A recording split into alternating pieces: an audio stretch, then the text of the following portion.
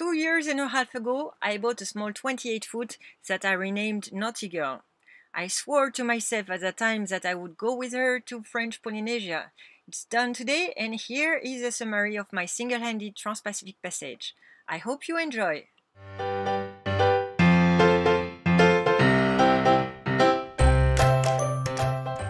Tuesday, the 33rd of July. I am at the Marina Vista Mar in Panama.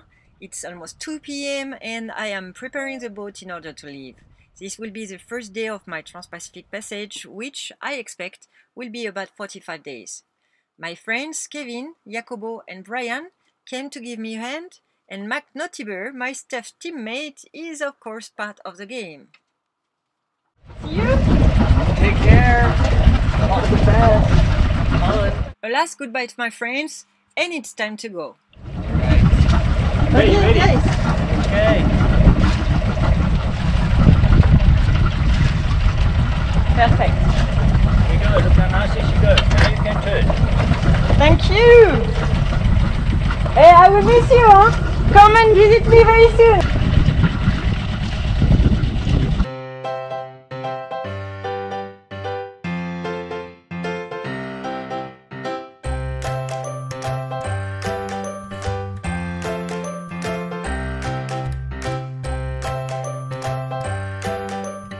A little hello to the drone launched by Brian, and I am finally alone, but not for long. See, dolphins played around me for a while.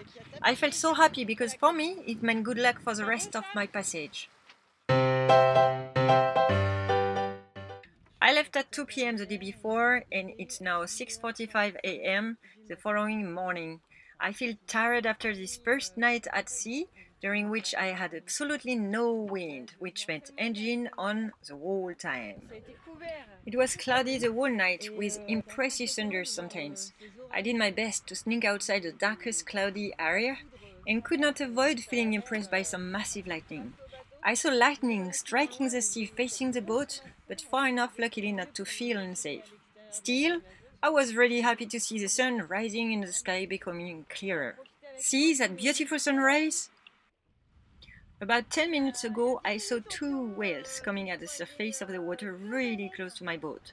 I'm speaking about this experience to my GoPro when suddenly I'm under the impression I hear something again, like a whale breath. Look at my face. I start to worry again. Feeling safe after all, I start again to speak to the camera and explain how 2 whales just frightened me.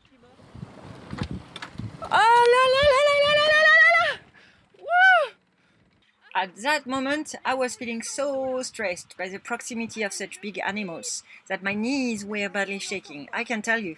I was freaking out because they were just below me and that I had never been so close from whales. The previous day, I thought already that I saw a whale very far away, a kind of waterspout, but it was too far away to be sure. This time, trust me, I could not be wrong. And then again,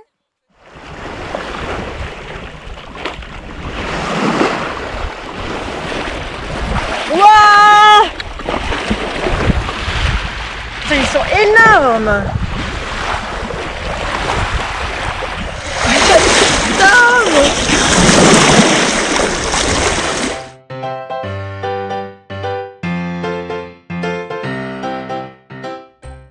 The wind is still really weak and I see cargo ships everywhere now.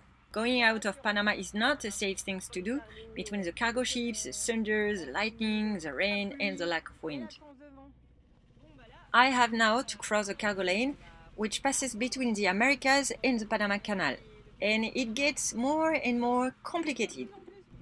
Me, I'm here. There is one cargo ship right below me, another that runs along me, but that goes much faster, and there is another one following the first one. So I will have to go behind the yellow one, and I hope that afterwards I can go down and get out of this cargo lane. Big stuff.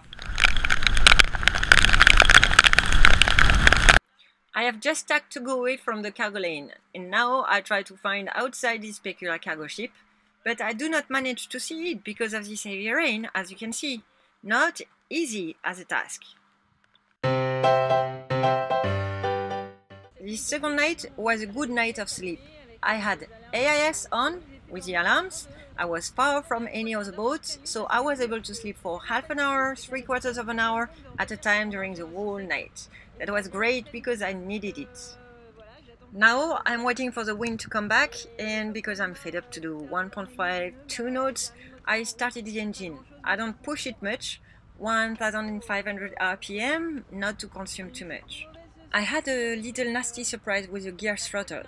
It jammed in forward gear, so I had to open the engine hatch and I removed the small pin that connects the steering cable to the gearbox. By hand, like that, I could rock the gearbox handle back and forth, so the problem did not seem to be the gearbox that had been completely refitted at Marina Vista Mar. At that point, I thought that maybe I bent unwillingly the cable while storing my fenders inside my lockers. But in fact, no. Since the morning, the sky is grey, and now it's raining, a heavy rain like yesterday afternoon. The wind is weak but on, so it's not that bad. The only difficulty for me is to stay dry in the boat, because I really do not know what to do with my wet stuff. At least I can collect some water thanks to my mainsail. Best way ever to collect water with a simple bucket, trust me. And Mac, my crew, is still here, faithful to the job. I am getting more and more fed up with constantly adjusting the sails. The wind is changing all the time, from every direction. I lose 20 degrees, 30 degrees, and so on. Ah, putain! It's the end of Thursday, the 25th. I am pissed off because there was no wind all day long and it rained all day. I'm wet, just stopped, but it will start again soon. Where I am, I should have 15 knots according to the grips, but nothing. I already have 20 liters of diesel gone. I am making a nice average of between 2 and 3 knots. Well, I could speed up more, but I don't know, I'm hearing kind of snap, so I do not dare to force too much on the engine. Everything has been checked in Panama by professionals, so I do not understand. As soon as I go above 1500 RPM, it gets a little louder. So I just feel so fed up.